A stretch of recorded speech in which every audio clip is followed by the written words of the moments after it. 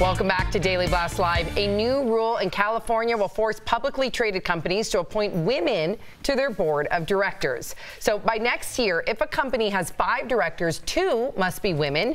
Fines can reach up to $300,000 if companies don't comply. Is this the best way to achieve diversity in the workplace? Let's get right to your comments. All right, John from YouTube says, I disagree. The government shouldn't run private companies.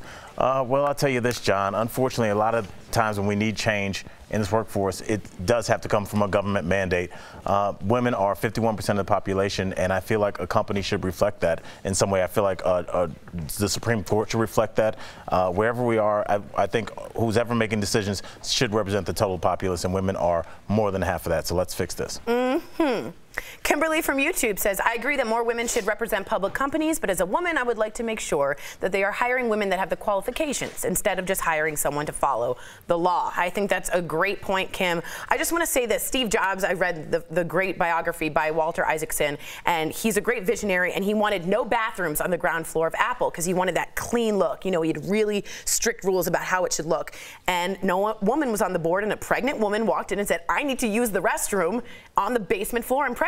And having a woman on your board just gives you insight, little things like that, and maybe you miss that because you're a gentleman, you don't understand. Yeah. All right, Ziggy from Twitter says, this is a tough one.